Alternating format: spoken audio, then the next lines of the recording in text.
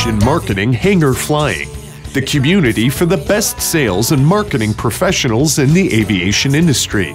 You can't learn to fly just from a book. You learn from other pilots who know the tools, the skills, and the territory. Your hosts, John and Paula Williams, are your sales and marketing test pilots. They take the risks for you and share strategies, relevant examples, hacks, and how-tos. Be sure to subscribe on iTunes so you won't miss a thing.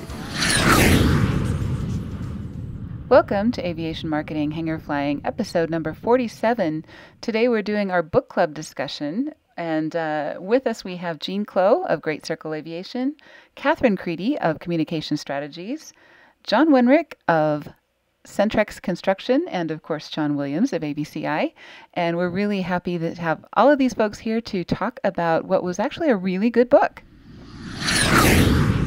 So, if any of you guys had any thoughts about that or any comments? Or no, it sounds like that was written by my marketing prof in business school.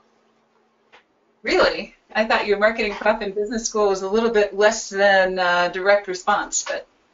Well, no, but she was always, I'm using the sort of generically, she was of the opinion that if anybody bought anything, they had to be marketed to first. Otherwise, there's always an offer, always a reason to respond, and so forth. I had many long and interesting discussions with her about that. Right. I think of the things that happen in aviation, one of the things that happens the least, or the one that gets done the least, is number two. There will always be a reason to respond right now. A lot of times we'll see ads in aviation magazines and other kinds of things that they introduce a product and say, here it is, end of story. There's no offer really, or certainly no reason to respond right now. And if that's the case, I think it gets put on in our stack of things to do later, and then it never gets done, right? Yes. If you want to see really good reason to respond right now, we've all seen the infomercials, late night infomercials, and they say, but wait, if you order now, you get the Ginza knives. That's the kind of response that you want to get. Right, and the other thing is a lot of times we're selling really complex or high-value items. Like, Jean, you're selling airplanes, and people aren't going to respond right now to buy an airplane. It takes a certain amount of time. So, if you give people a reason to respond right now, it might be for a consultation or a report or any number of things like that. I know we've tried a few of those things with you. Yep. No, I've never had that phone call on Monday morning where somebody called and said, I need it and I need it today. But I've still got a couple more years to go. Don't give up yet. There you go. And those are not exactly impulse purchases. This is not candy at the checkout stands. And quite honestly, when I was with Tag Aviation, they used to run ads that had a zero response, and they referred to those as positioning advertisements. More so than a desire to get a response of some sort. And, for all I know, they may have been trying to support the publication at the same time. Right. They might be. And, honestly, there's no reason that you can't do positioning and still have all of these things in that ad. Running an ad that has a response and that is measured and that, is followed up after and all of those things still positions you, right? So it still does all of those things that you want to do for branding. So it doesn't really detract from positioning. What do you think, John? Well, my marketing prof would have said, that what Jean said, basically positioning is expensive. We had a software program that we use called MarkStrat, which you did all these various things and you had threw money at this and threw money at that and see which one worked the best, and then all this testing over some amount of time, then you went back and said, okay, this is what I want, put all the remaining dollars here. Well, it's nice if you got $800,000, which we were playing with. But Right. how many people have that? You can't afford to do that. So this is the better way. I think a lot of those university classes, they're assuming that you're Nike or that you're advertising for Coke, and you just put on one of those large accounts for a Fortune 50 company, which is great. But even so, I think everybody would do better, especially smaller companies, if every ad serves more than one purpose, and if they follow at least 5 of these six rules. But there's no reason why they can't do all 6, right? Well, if you're not, you're throwing money away. Right. Exactly. And I don't know if Jeff is on the call. Jeff Stadola? No. I thought I heard. Okay.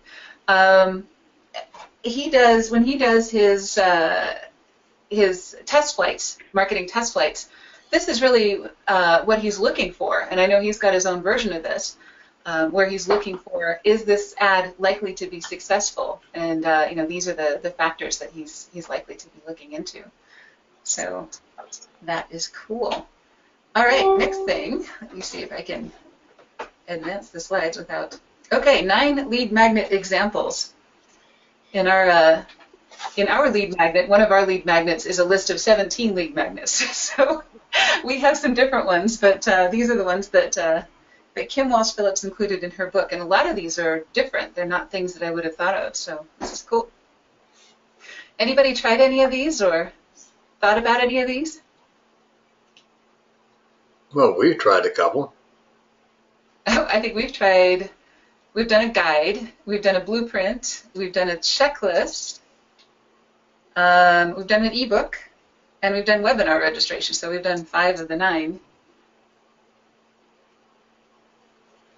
Yeah. Of them, one of the things that I'd suggest is that the ebooks are not doing as well as shorter things nowadays. People don't want to read an ebook or a 20-page item. They don't really want to learn about something. They just want to fix an immediate problem. So if we can do something more specific, so the checklists and the blueprints are doing much better than the ebooks and the more in-depth information nowadays. How do you prevent that information from becoming somebody else's checklist or somebody else's blueprint? Quite honestly, I'll send that when I'm in the throes of a listing or an acquisition, but Yeah. I don't just put that information out there because my competitors would pick that up in a heartbeat. That is a great point, Jean, and I think that is a concern that a lot of people have. They don't want to put things on their website. This is actually one step beyond that, where people have to actually put in an email and a phone number or give you some kind of information in exchange for that. So that's one way to take it one step away from being immediately plagiarized, is you're taking it off your website and putting it behind some kind of a gate. Mm-hmm. But Right. But the other approach is to, particularly in your business, I know that you could probably say there are 12 to 15 very high level steps in the acquisition or sales process. Each one of those steps has probably got 20 to 30 plus steps in it. So you could give the high level version and nobody's going to know what's underneath it. right. There's some truth to that. Yeah, and also, just make sure that you've got your, you distribute things as PDFs and you have your contact information on every page. Of course, that doesn't prevent someone from using it, but a trick, and I don't know if you noticed with the, if Melania Trump's staffers had done this, they would have prevented a whole lot of problems. But whenever you purchase content from anyone, and, we do this with our writers, we do this with everyone. When we get content from anyone, we will take a string of 12 to 15 words and just stick it in Google and see if something comes up. And the likelihood of that happening, if it's original content, is really, really low. It's like, trillions.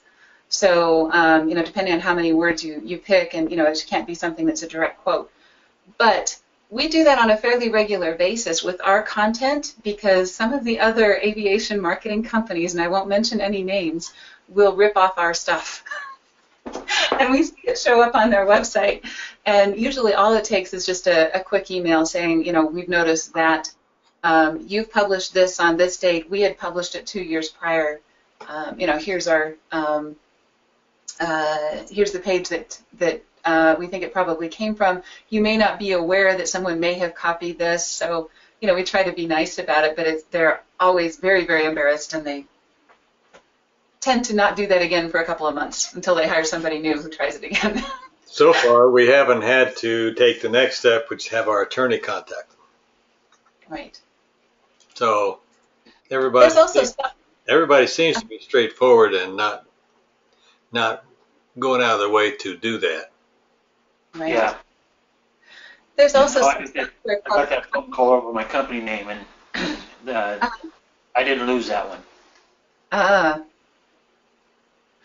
There's also some software called Copyscape that will do this for you and just continuously runs, you know, to find out if there's anything published on the web that's the same as your material. So that's pretty cool. Catherine, I know you produce a lot of this material. Are you concerned about copyright? Is that something you've run into, or? I haven't run into anybody violating my copyright, but I had a conversation at Oshkosh with some of the photographers who've had their stuff blatantly stolen from their website, and I was shocked to hear that when they did the nice thing and said, by the way, this is a copyright, you can buy it from me, it's X amount of dollars, they were blatantly told in no uncertain terms an expletive deleted you, and the photographers had to go after them with their lawyers, and they ended up paying not only their you know, a fine, but the lawyers' fees and the whole 9 yards. But so it is something that's very done a lot and done for not great purposes too. I mean, a lot of people just want to rip things off, and your experience hasn't been that, and my experience hasn't been that, but it is something you have to be concerned about. Right. I guess the good news and the bad news about aviation is that it's a small community, so everybody knows everybody. And if my philosophy is if you publish something and you have dates on it, you know, and you let somebody know after that, you know, it's usually pretty embarrassing to them to be let know that. And it's usually somebody like an intern or somebody in their office that they tasked with something, so it's often inadvertent. Well, the big problem that the photographers and even some of the other writers were talking about is that, oh, it's on the internet, so it's free. Mm-hmm. No. No, it's not. Exactly. People work really hard on this stuff and you know, work to produce it. So you do have to produce. I think it's worth risking putting content out there. But you can keep it high level. You can keep it copyrighted. You can watch Copyscape. You can, you know, test things and so on. So, you know, those are all ways to protect your stuff once it's out there. But, and John, I know, John Wenrick, I think we have a new lead magnet for you that just started this week. So we'd love your input on that as well, if anybody has downloaded that and seen what that looks like. So Thanks. good Paul, stuff can you hear me? there. Yes. Cool. No, yeah, thanks. I'm excited to get some responses from those and see where it goes. And like we talked about, unique challenges with an ultra small market with that as well. Right. Yeah, and Jean, to your point, you know, if you make it super specific so that it's not really going to be useful to anybody except your ideal customer, then the only people who would benefit from ripping it off is your direct competition. Then you only have 3 or 4 people to watch. But cool. All right, next topic. Why do 98.6% of ads on Google get banned? Now let's be a little talk about these ads. Are AdWords? Yeah. They're AdWords? Correct. Pay-per-click AdWords ads. And there's a lot of folks in aviation, especially flight schools, that rely very heavily on pay-per-click ads. They spend hundreds of dollars a month on this. And in 48 hours, most of them are worthless and costing you money and quality on your website. Exactly. And the reason that they get banned is because of what they call irrelevant. So, you know, the word that the ad is about is, let's say, A320 type ratings, and then the page that it goes to talks about flight training. So Google, being a stupid machine, or a very smart machine, depending on how you look at it, can't tell the difference, you know, that this is actually related to that. So the relevance really has to be obvious if you're using Google ads, as opposed to any other type of social media ads. You know, they're a little bit more lenient about what those meanings are. And being Google, they won't even tell you this. Right. That's the crazy thing, is you buy an ad and it gets banned and you don't even know that it's not serving. So, you know, you've paid for an ad and there it is, not doing anything. And if it's bad enough, you can get dinged for it from Google and actually lose ground instead of gain. I know. So your search engine optimization actually suffers. So, you know, our suggestion is to have somebody. We've got Boostability. You know, somebody that concentrates on Google. Really, if you're going to be doing business with Google, they change things so often, and it's getting so technical that it really needs to be somebody like that that's handling that for you. So, anybody have any experience with Google Ads in the group today, or?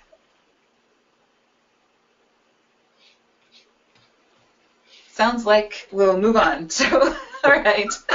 Quick sales tricks on LinkedIn. This is actually really cool. I like this a lot because a lot of the sales that we do is very specific. And so LinkedIn really gives us a way to get to know people pretty quickly and to find the people that we want to work for. Because we pick our clients very carefully. They all have to be people that we like, otherwise this doesn't work. And I know everyone on this call is really familiar with how that works. We really need to get to know folks to do that. And a lot of you guys are the same way. You know, the people that you do business with, you know, Catherine, the people that you write for are usually people that you know very well and that you have done a lot of research on and things like that. So that's absolutely correct. Yeah. And I do the research on LinkedIn. Do you?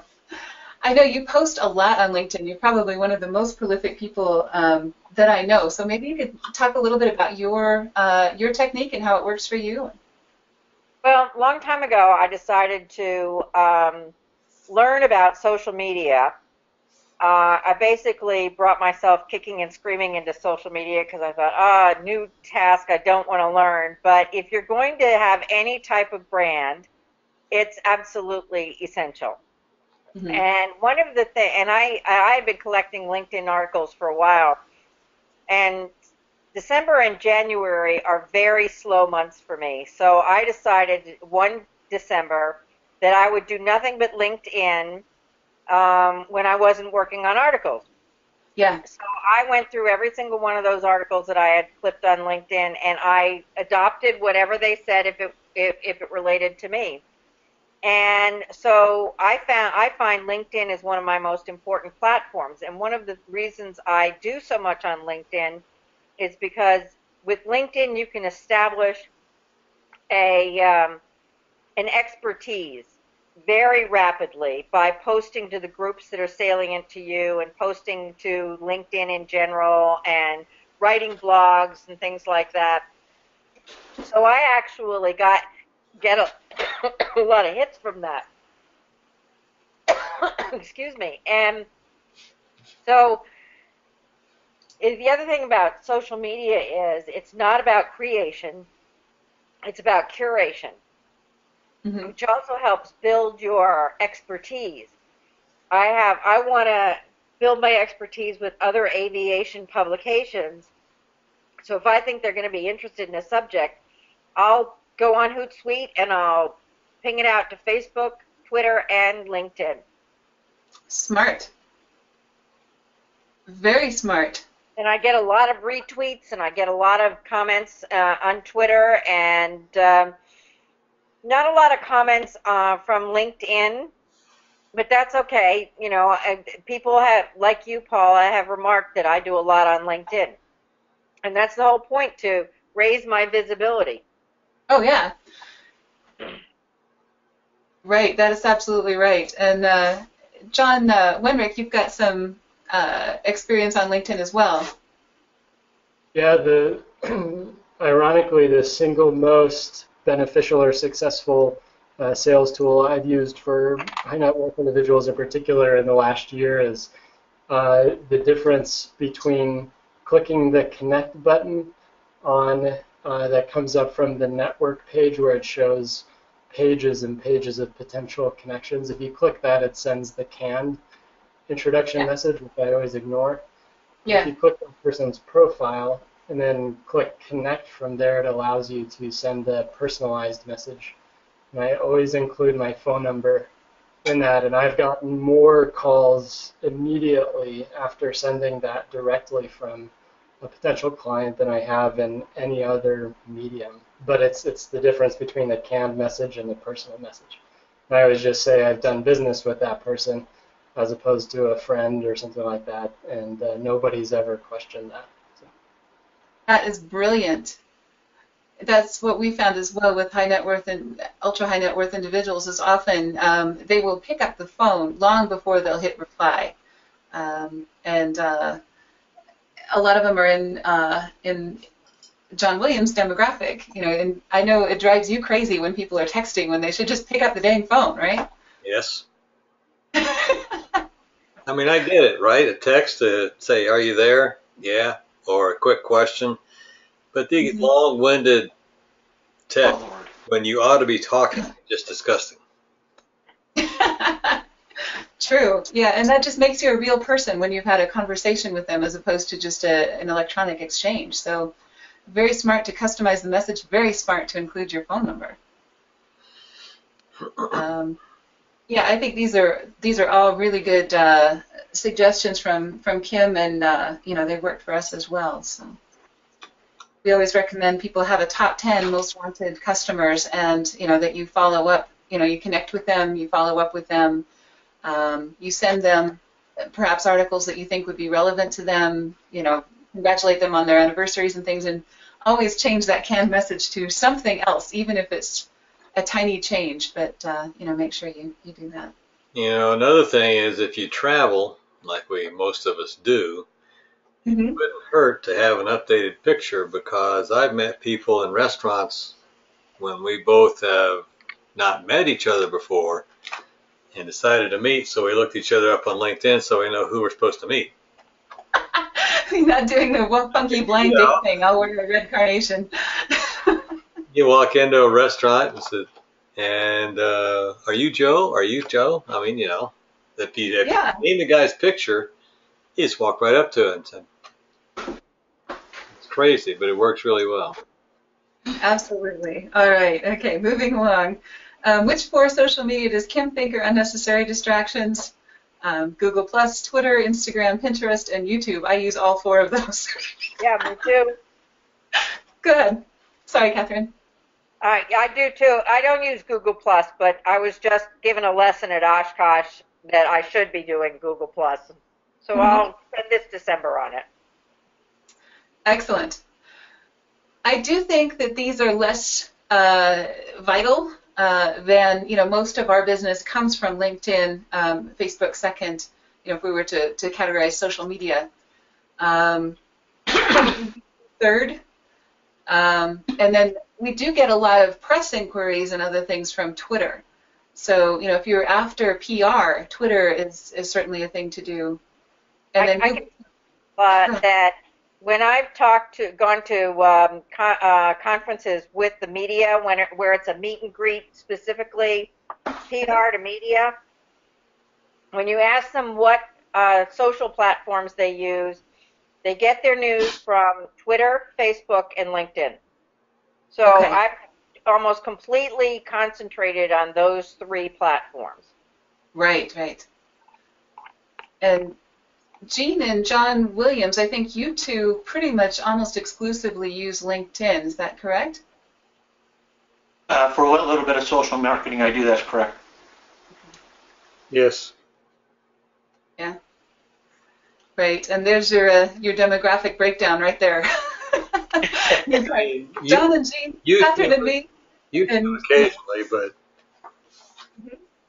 but not anything like LinkedIn. Right. John Winrick, what about you?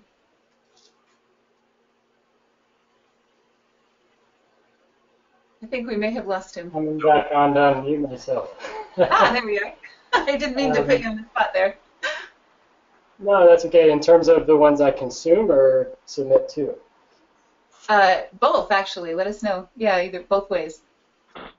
For me personally, I've always been a little bit behind the curve relative to my millennial generation, so I rarely use Twitter, Instagram. However, my wife is heavily influenced by Instagram. I tell you what, Yeah.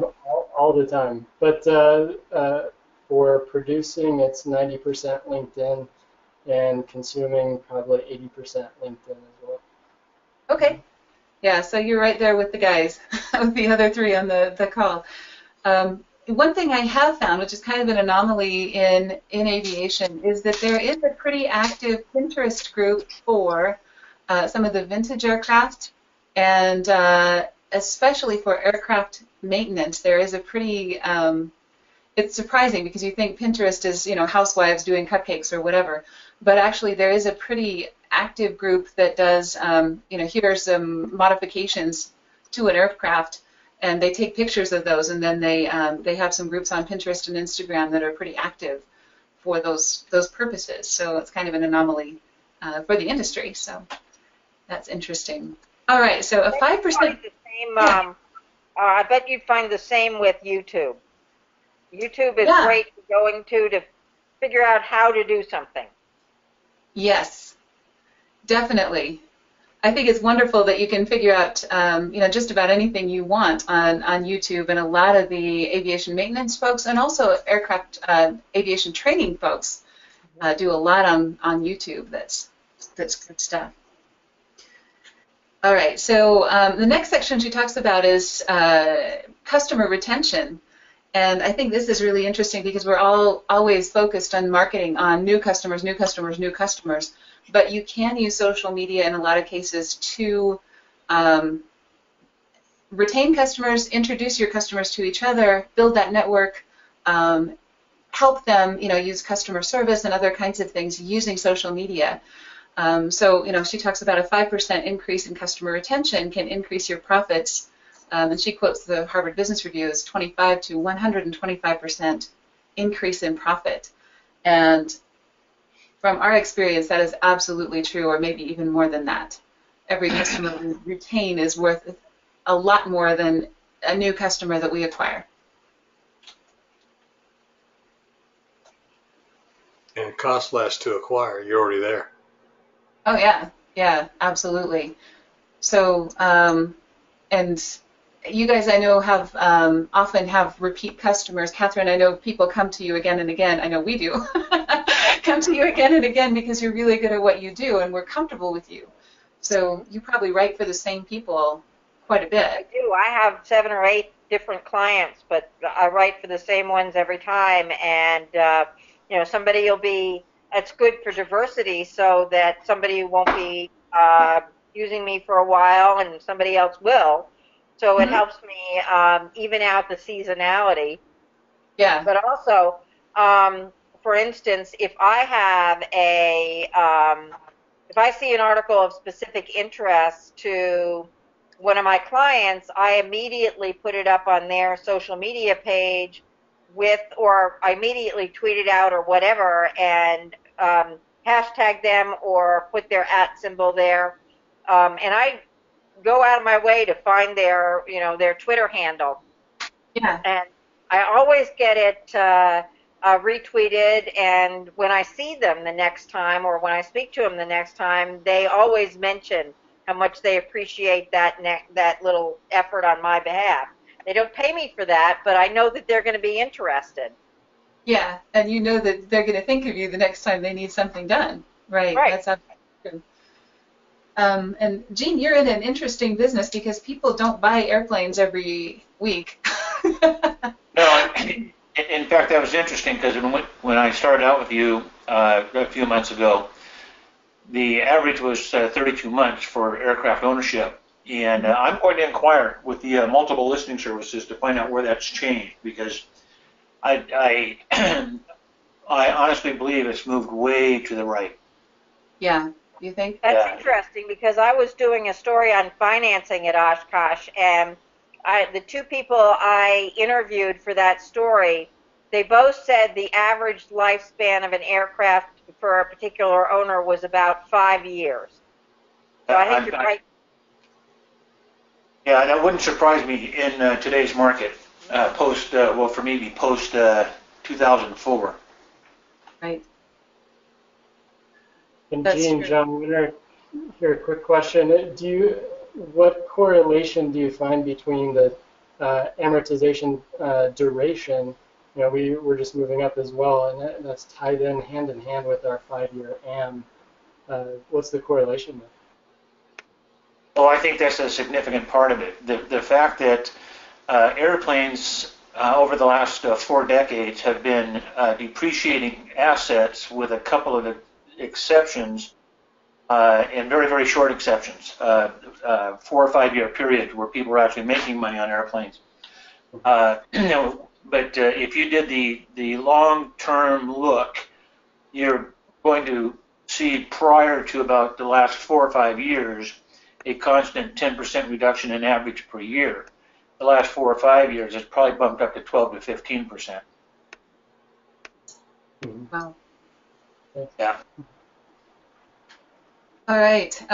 Moving moving right along. I know there's probably a great conversation that the two of you could take offline with that. I think that because that ties right in to both of your businesses, as far as the length of time that people keep airplanes, and how often they upgrade and or downgrade.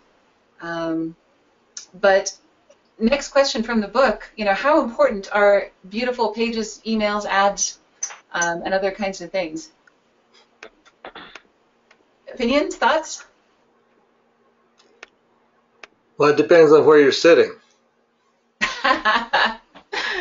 Exactly. This is that positioning that Jean mentioned. Well, we've had a client that wanted, quote, a beautiful ad and to say one thing, but we tried to convince him it was a waste of money, would do no good, and he didn't believe it, so we put it out there and it did no good.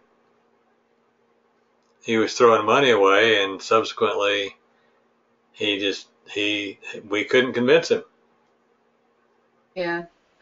And there's nothing wrong with making an ad better looking as long as it does what it needs to do. Right. But I think the key here is really testing. And sometimes we find that ugly ads will outperform a beautiful ad. And beautiful is not necessarily the key to the kingdom here. You know, what we're after in marketing is a good return on investment. So, you know, if we have a 5% return on one ad and a 6% return on one that our client hates, we're going to advise them to go with a higher return on investment. It's and to one of those be things. even more pointed, we acquired a client a number of years ago. Before they got to us, had spent $250,000 on their website. Mm-hmm. Boy, was it nice looking. It was beautiful. It was absolutely stunning. However, it's like buying a new airplane that's stunningly gorgeous, doesn't have any engines on it, because it was doing nothing for them. They had not one sale in over a year's time from that website. Right. We had to mess it up a little to make it work. But it did work, and that was kind of the key point there. So, and I think Kim makes it really, really well in the book. That's an excellent way to put it. Thoughts, conjectures, anything? All right, we'll keep going then. Okay, what are the criteria for winning advertising awards? You may have wondered, winning the Clios or the Webbies or any of those other kinds of awards.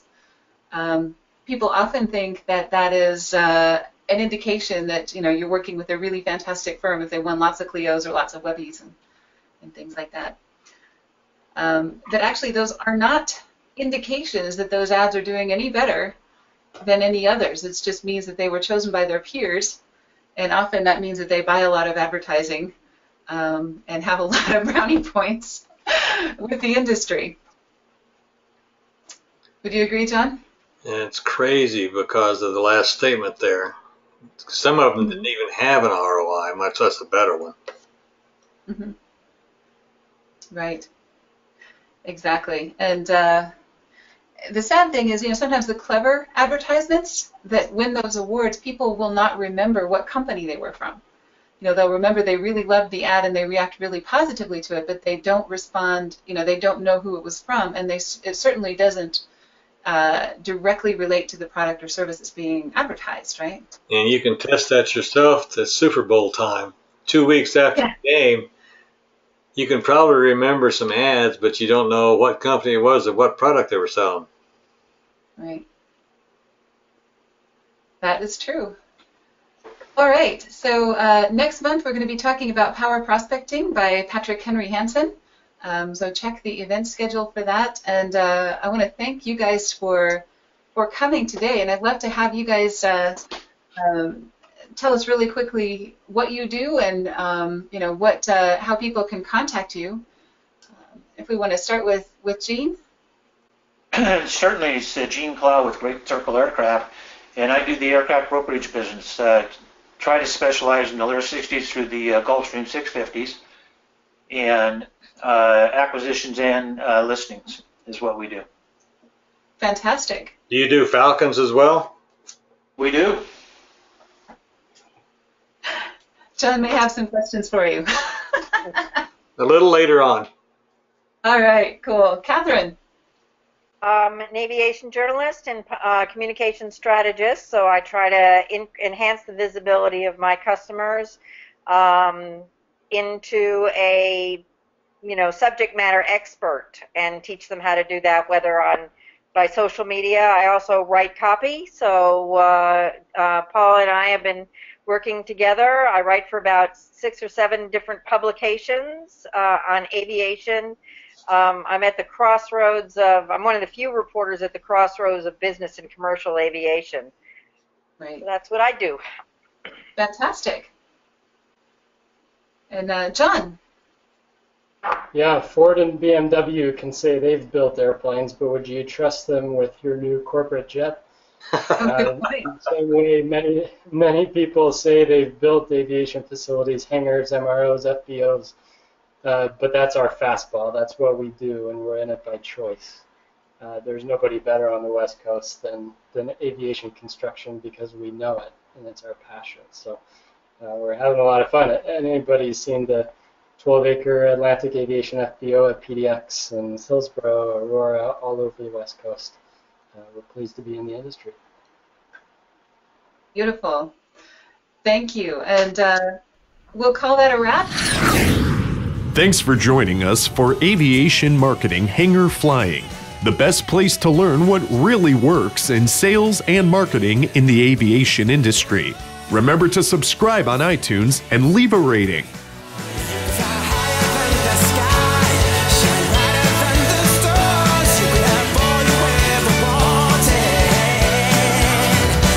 You could.